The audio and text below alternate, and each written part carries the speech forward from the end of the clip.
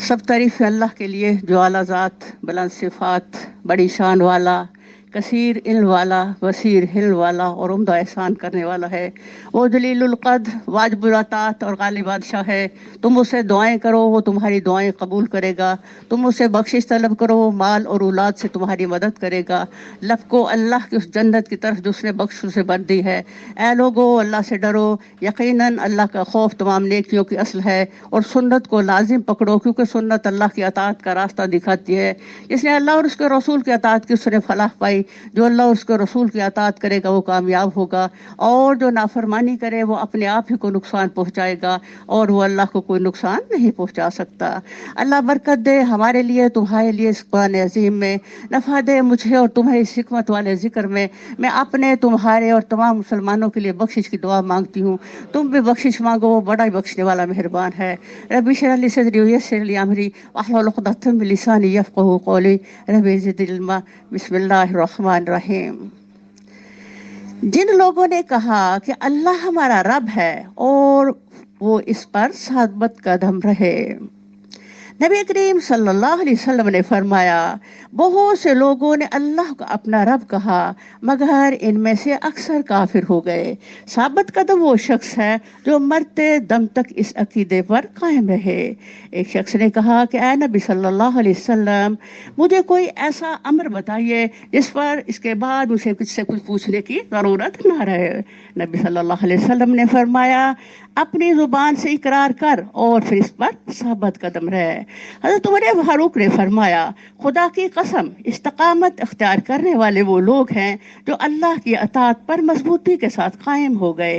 लोमड़ी की तरह इधर से उधर, उधर से इधर दौड़ते नहीं फिरते। हज़रत अली करमुल्लाह वजहू फरमाते हैं, अल्लाह के फराइज फरमाबरदारी के साथ अदा करते हैं। हज़रत कतादा की दुआ थी, या अल्लाह तू हमारा रब है, हमें इस्तिकामत और पुख्तगी अता फरमा। यकीनन उन पर फरिश्ते नाजिल होते हैं और इनसे कहते हैं कि ना डरो ना गम करो और खुश हो जाओ उस जन्नत की बशारत से जिसका तुमसे वादा किया गया है। हम इस दुनिया की जिंदगी में भी तुम्हारे साथी हैं और आखिरत में भी वहाँ जो कुछ तुम चाहोगे तुम्हें मिलेगा, और हर चीज जिसकी तुम तमन्ना करोगे वो तुम्हारी होगी। ये है सामान ज़ाफ्त उस हस्ती की तरफ से जो गफूर और रहीम है। सुभान अल्लाह।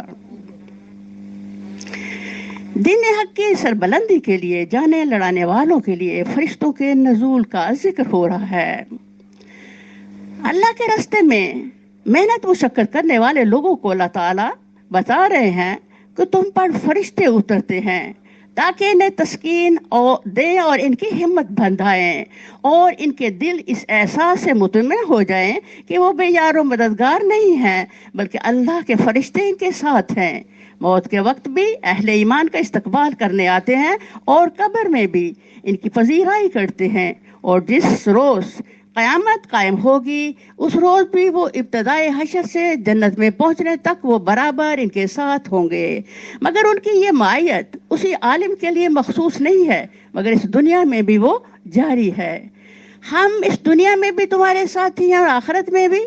ये बड़े जामे अल्फाज हैं जो दुनिया से लेकर आखिरत तक हर मरहले में अहले ईमान के लिए तस्कीन का एक नया मज़मून अपने अंदर रखते हैं। अगर दुनिया में राह हक में तुम्हें कितनी बातिल ताकतों से भी तकालीफ उठानी पड़े, इनसे हरगिज़ खौफज़दा ना होना, क्योंकि आगे तुम्हारे लिए जो कुछ है जिसके मुकाबले में दुनिया की हर नेमत हेज है। यही कलमात जब मौत के वक्त फरिश्ते कहते हैं तो इनका मतलब ये होता है कि आगे जिस मंजिल की तरफ तुम जा रहे हो वहाँ तुम्हारे लिए किसी खौफ का मकाम नहीं है, क्योंकि वहाँ जन्नत तुम्हारे मुंतज़िर है। और दुनिया में जिनको छोड़कर जा रहे हो इनके लिए रंजीदा होने की कोई ज़रूरत नहीं, क्योंकि यहाँ हम तुम्हारे वली और रफ़ीक हैं। तुम्हारे अहल अयाल में मालो मता दीन व दयानत की हिफाजत हमारे ज़िम्मे है। हम तुम्हारे खलीफा हैं, तुम्हें हम खुशखबरी सुनाते हैं कि तुम जन्नती हो। सुभान अल्लाह। तुम्हें सच्चा और सही वादा दिया गया था वो पूरा होकर रहेगा। रसूल खुदा सल्लल्लाहु अलैहि वसल्लम ने फरमाया, مومن کی روح سے فرشتے کہتے ہیں اے پاک روح جو پاک جسم میں تھی، چل اللہ کی بخشش اور انعام اور اس نعمت کی طرف چل، اس اللہ کے پاس جو تجھ سے ناراض نہیں ہے۔ وہ راوی ہے کہ جب مسلمان اپنی قبروں سے اٹھیں گے اسی وقت فرشتے ان کے پاس آئیں گے اور انہیں بشارتیں سنائیں گے۔ مومن بندہ جب قبر سے اٹھے گا تو وہ دو فرشتے جو دنیا میں اس کے ساتھ تھے اس کے ساتھ پاس آتے ہیں اور کہتے ہیں ڈر نہیں، گھبرا نہیں، غمگین نہ ہو، تو جنتی ہے، خوش ہو جا، تجھ سے اللہ کے جو وعدے تھے پورے ہوں گے، غرض خوف امن سے بدل جائے گا، آنکھیں ٹھنڈی ہوں گی، دل مطمئن ہو جائے گا، قیامت کا تمام خوف وحش و دہشت دور ہو جائے گا، اعمال صالحہ کا بدلہ آنکھوں دیکھے گا اور خوش ہوگا۔ موت کے وقت قبر سے اٹھتے ہوئے ہر وقت ملائکہ رحمت اس کے ساتھ رہیں گے، سبحان اللہ، اور ہر وقت انہیں بشارتیں سناتے رہیں گے۔ ان سے فرشتے یہ بھی کہیں گے کہ زندگانی دنیا میں بھی ہم تمہارے رفیق اور ولی تھے، تمہیں نیکی کی راہ سجاتے تھے، خیر کی رہنمائی کرتے تھے، تمہاری حفاظت کرتے رہتے تھے، ٹھیک اسی طرح آخرت میں بھی تمہارے ساتھ رہیں گے، تمہاری وہ وحشت دہشت دور کرتے رہیں گے، قبر میں، حشر میں، میدان قیامت میں، پل صراط پر، غرض ہر جگہ ہم تمہارے دوست اور ساتھی ہیں، نعمتوں والی جنت تک پہنچا دینے میں تجھ سے الگ نہ ہوں گے، سبحان اللہ، وہاں جو تم مانگو گے سب ملے گا، اللہم اجعلنا منہم، جو خواہش ہوگی وہ پوری ہوگی، یہ مہمانی، یہ عطا، یہ انعام، یہ ضیافت اس اللہ کی طرف سے ہے جو بخشنے والا مہربان ہے، اس کا لطف و کرم، اس کی بخشش بہت وسیع ہے۔ حضرت سعید بن مسیب اور ابو ہریرہ کی ملاقات بازار میں ہوئی تو ابو ہریرہ نے فرمایا کہ اللہ کرے کہ ہمیں جنت کے باغ میں، جنت کے بازار میں ہم ملیں۔ حضرت سعید نے فرمایا کہ جنت میں بھی بازار ہوں گے؟ فرمایا ہاں، میں نے رسول خدا صلی اللہ علیہ وسلم سے سنا ہے کہ جنتی جب جنت میں جائیں گے اور اپنے اپنے مراتب کے لحاظ سے درجے پائیں گے تو دنیا کے اندازے کے مطابق جمعہ کے دن ایک جگہ جمع ہوں گے۔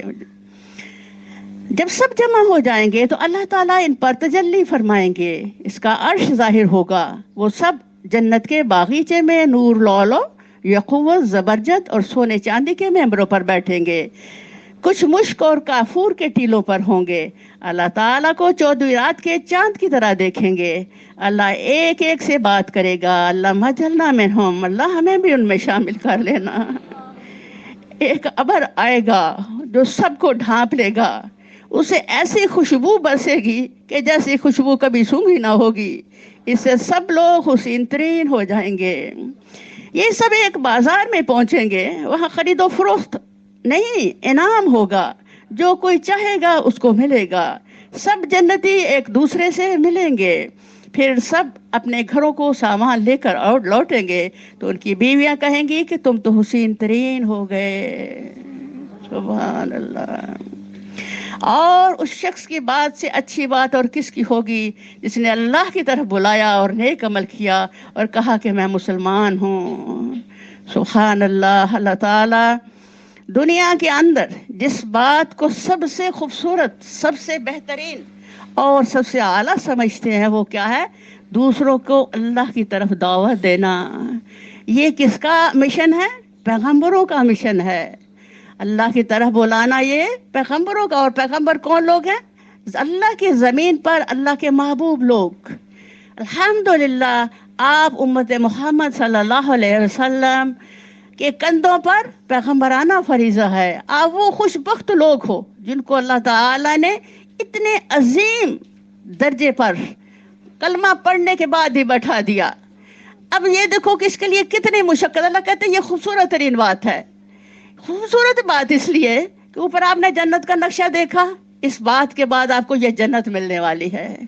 جب آپ زندگی کے اندر خود سے نیکیاں کرنے والے ہوں گے، دوسروں کی نیکی دعوت دینے والے ہوں گے، تو اس میں یقیناً مشقت ہے، محنت ہے۔ آپ نبی کریم صلی اللہ علیہ وسلم کی زندگی دیکھیں کہ پوری ہی زندگی کیا تھی؟ اللہ اکبر کبیرہ، 23 سالہ پیغمبرانہ زندگی کے اندر، پیغمبرانہ زندگی کے دن اور راتوں کو قیاموں میں اللہ کے دربار میں رونا، سینہ جو تھا ہنڈیا کی طرح کھولتا، سجدوں میں امتی امتی، ایک ہی فریاد تھی میرے نبی کی، اللہ میری امت کو بخش دے، اللہ میری امت کو بخش دے. اور دن بھر اس امت کو کھینچ کھینچ کے تو اللہ کے راستے کی طرف دعوت دینا. تو اتنے عظیم مشن کے لیے بڑے صبر، تحمل، بڑی بردباری، بڑے استقلال. مستقم پہلی آیت میں آپ نے پڑھا نا، تو یہ استقامت کیا ہے؟ کلمے کے بعد پھر اس پر ڈٹ جانا. اللہ پہلی آیت کے بعد آخری آیت کو ملا کر کہہ رہے ہیں جب تم اس راستے میں ڈٹ جاؤ گے تو تمہیں عظیم جنت دی جائے گی. اور پھر آخر میں اللہ کہہ رہے ہیں یہ تم نے سب سے بہترین بات کی، کیا کہ تم نے لوگوں کو اللہ کی طرف دعوت دی. اب یہ دیکھو کہ یہ چیز قیامت کے دن ہمیں اللہ پوچھیں گے 5 حقوق قرآن کے ادا کیے تھے آپ نے، ایمان لائے اس پر اور اسے پڑھا، سمجھا، دوسروں کو دعوت دی اس کی. تو جب سکھایا لوگوں کو کیا کیا، یہ 5 کام کر لیے. اب اگر ہم کہتے ہیں کہ ہم تو یہ کہیں گے سب کچھ کیا ہے، لیکن کتاب اللہ خود شہادت دے گی، خود گواہی دے گی. نبی صلی اللہ علیہ وسلم فرمایا اگر کسی کے خلاف قرآن نے گواہی دی تو میں اس کو بھی چھٹا نہیں سکوں گا، اللہ سے چھڑوا نہیں سکوں گا. قرآن کی گواہی پہ ہی کل ہمارا حشر ہونے والا ہے. اگر قرآن نے کہہ دیا ہاں اللہ اس بندے نے میرے حق ادا کیے تھے تو الحمدللہ اس کا نور اور رحمت میرے ساتھ آج سے لے کے تو جنت تک پہنچے تک سفر کرے گا.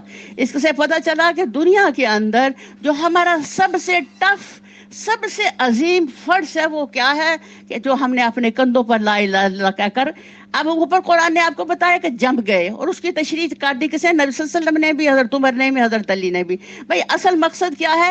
جو آپ نے کہہ دیا بس، اب اس کے بعد کوئی گنجائش نہیں کہ آپ حالات اور ماحول کے رہے روز اپنا آپ بدلتے رہو، گرگٹ کی طرح رنگ ہی بدلتے، جہاں گئے وہاں کے ہو گئے، وہاں کے طریقے اختیار کرنے شروع کر دیے. نو، جو میرے نبی صلی اللہ علیہ وسلم کا دیا ہوا طریقہ ہے، جو نبی صلی اللہ علیہ وسلم کی دی ہوئی سنت ہے، اسی پہ مجھے ساری زندگی رہنا. مجھے گھر والوں سے ٹکرانا ہے، مجھے معاشرے سے ٹکرانا ہے، مجھے عزیز و اقارب سے ٹکرانا ہے. الحمدللہ ہر جگہ کیا ہوگا؟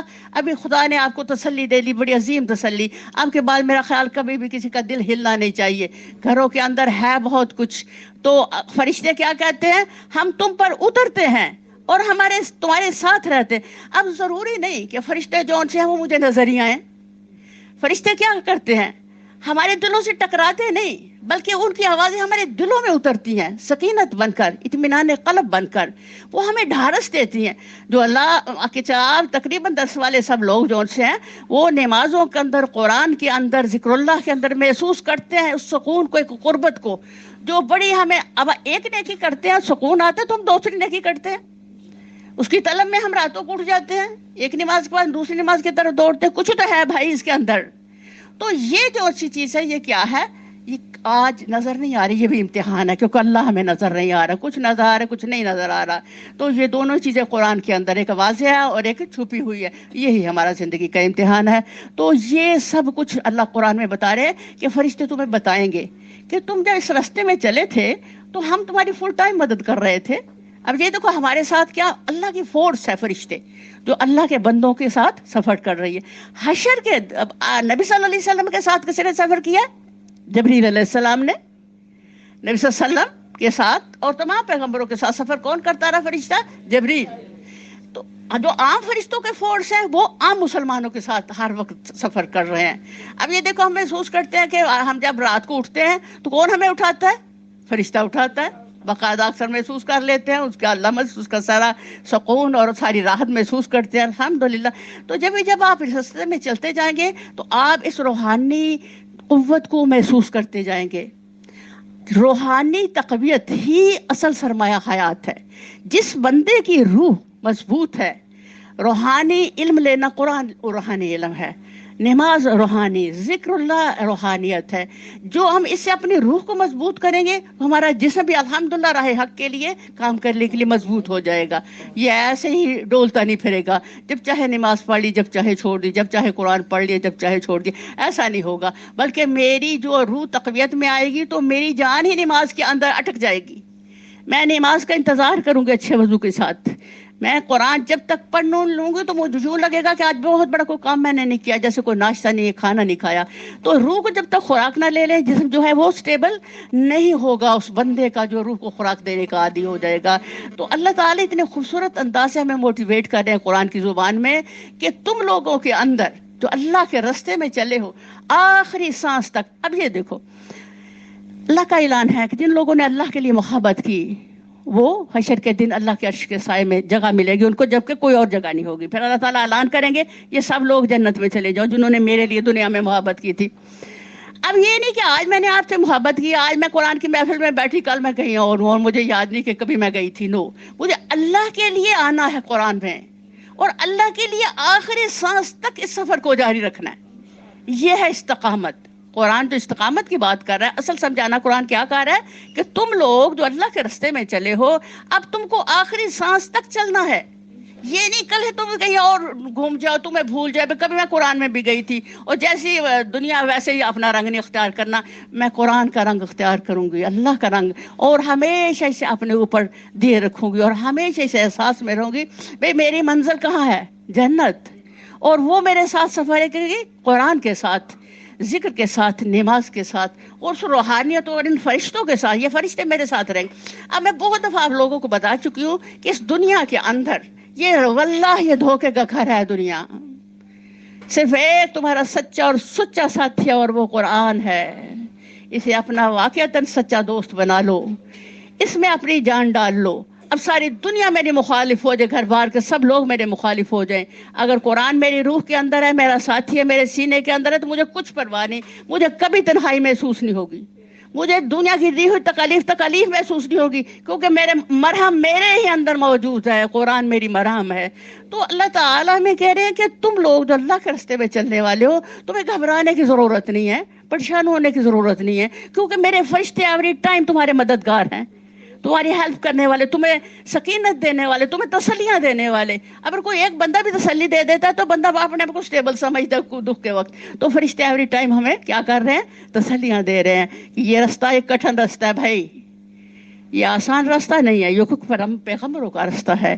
کہیں سے کہیں آپ کو کوئی نہ کوئی مسئلہ آئے گا، تو اس پر آپ نے کیا کرنا ہے؟ استقامت اختیار کرنی ہے. اس احساس کے ساتھ ایک حسین جنت میری منتظر ہے، اس احساس کے ساتھ کہ فرشتے میرے ساتھ میری حمایت کے لیے کافی ہیں، اور اس احساس کے ساتھ کہ الحمدللہ میرے اللہ اور میرے رسول صلی اللہ علیہ وسلم کے نزدیک پسندیدہ ترین راستہ یہ ہے، اور پسندیدہ ترین بات یہ ہے جس کی طرف میں لوگوں کو دعوت دے رہی ہوں. تو اللہ کہتے ہیں وہی سب سے بہتر. وہ تمہیں بہترین لوگ کون ہیں؟ جو قرآن سیکھتے اور سکھاتے ہیں. نبی صلی اللہ علیہ وسلم نے فرمایا اور قرآن نے بھی کہہ دیا یہ خیر البریہ ہے. جو کون سے خیر البریہ ہیں؟ قرآن والے لوگ، یہ خیر بہترین لوگ ہیں. تو اللہ تعالیٰ نے جس کو بہترین کہہ دیا انشاءاللہ وہ بہترین ہوگا. تو اللہ تعالیٰ اس رقوع کی ان آیات کی برکات سے ہمیں وہ سمجھ اور وہ فہم دے دے کہ ہم واقعتاً اس قرآن کے ساتھ، اس قرآن کی دنیا کے ساتھ جڑ کر استقامت اختیار کریں. ہمارے دل اسی میں اٹکے رہیں، ہمارے دماغ کے اندر ہر لمحے یہ سوچ ہو کہ ہم لوگوں کو یہ پیغام اللہ تک کیسے پہنچانا ہے. الحمدللہ. تو اب تو میں کہتی ہوں کہ کل مشکلات کی دنیا تھی، علم سیکھنا مشکل تھا، بہت مشکلات تھی.